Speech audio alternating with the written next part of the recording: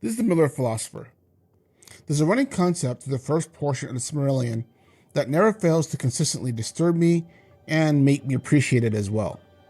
The idea that something is only truly beautified or glorious through suffering. That is, that as perfect and glorious as a person, people, or location may be, that somehow in its suffering it attains some sort of beyond legendary, almost immortal status, as it were. For example, when describing the fallout of the House of Finwë, the Silmarillion says that there were many Eldar who felt that Finwë, the original High King of the Noldor, should not have remarried and thus prevented any strife from happening in the first place. And perhaps it would have even put in a temporary wrench into the plans of Melkor as far as what happened with the trees and the darkening of the world.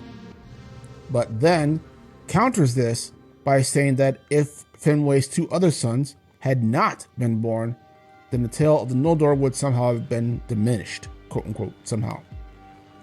The other example that comes to mind being the Noldor story as a whole, that while they are regarded as making a long series of terrible mistakes and tragedies, yet at the same time, their stories and exploits would be long remembered and thereby glorified, if you will, even while under the curse of Mandos.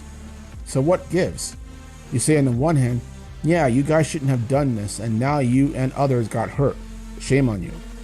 And then on the other hand, say, yeah, you did this bad thing, but it was somehow so epic and badass that you're going to get glory for it anyway. Can somebody say contradiction? Because, guess what? The OG Noldor may have been fuck-ups, and the Vanyar may have been considered the best of the Eldar because they were Valar simps, and the Teleri, understandably being very long-standing grudge holders, may have been just that, but guess who gets the majority of the Silmarillion's attention? Guess who's responsible for their names, or even the names of the Valar, having barely a hint of remembrance in Middle-earth by the Fourth Age? Guess who was primarily responsible for keeping Morgoth's rule from spreading all across Middle-earth and over the many beings still living there? These guys. And it's not just with the Noldor either that this occurs. The House of Hurin is considered the mightiest house of the Edain during the Beleriand Wars, with the most badass exploits among a tale of great exploits. But it is also marked by the greatest tragedy. None of that line survives by the end of the age. But, again, guess what? Out of all of Beleriand, their family gravesite is one of only 2 locations left standing above the sea when a quarter of the continent gets destroyed and sunk.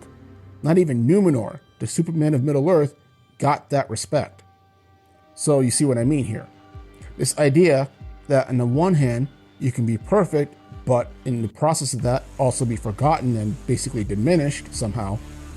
Or you can screw up royally and be remembered in some fashion for all time. And this whole contrast to me is maddening. As a reader and a listener, because I do listen to the audios as well, I feel like I'm being compelled to choose between the two. Be the good boy or the bad boy. To compare it to another franchise, it's like having to choose between being a Jedi or being a Sith. Can someone say Noldor with red lightsabers? I don't feel so strongly about this as to call this a hypocrisy, but I do wish that Tolkien had been more explicit about the contradictions within this theme. That something can be perfected, but is not considered as beautiful until it's basically been scarred. How does that even work? Because otherwise, if I have to choose between the two, guess which side I'm pretty much going to go with. But what do you guys think? Do you feel this way about these contradictions? Or do you feel that it makes perfect sense and I'm just being kind of crazy here? But basically, let me know in the comments below. Otherwise, this is the Miller Philosopher, and you guys have a good day.